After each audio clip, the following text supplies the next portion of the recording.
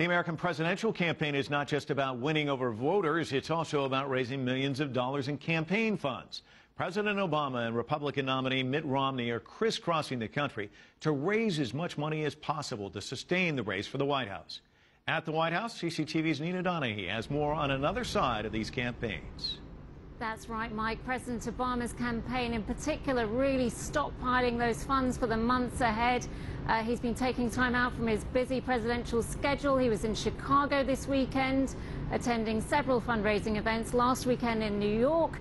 And there's even talk that his campaign has been speaking with former President Bill Clinton to see if he can lend his star power to some fundraising events.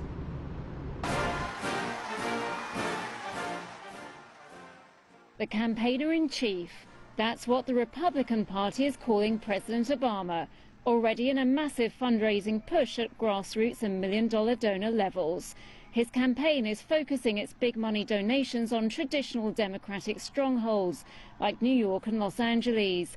A May fundraiser hosted by Hollywood's George Clooney raised a record-breaking $15 million in one evening. And an upcoming New York gala sees the Obamas feted by Vogue and a chance for donors to win a seat at the event. But Obama has a tough standard to beat, his own, setting fundraising records of $745 million in 2008.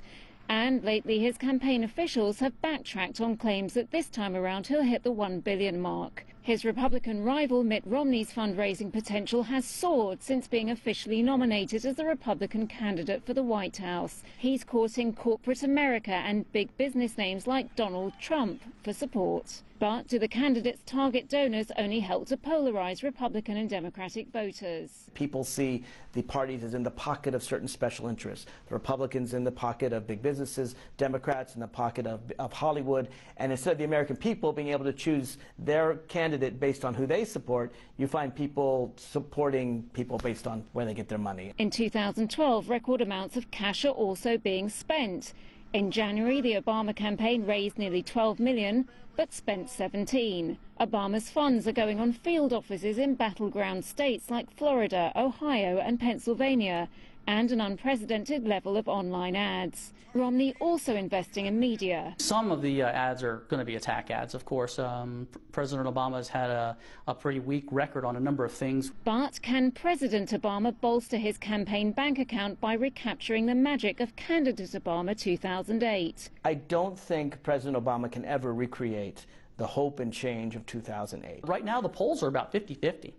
And Obama has a very significant lead in fundraising dollars, and he hasn't had a primary challenge.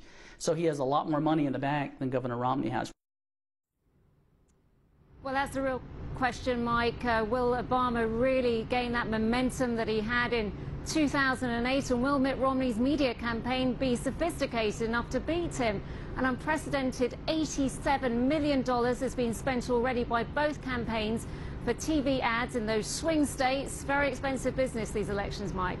The numbers are mind-boggling. Nina Donahue, live from the White House for us. Thank you.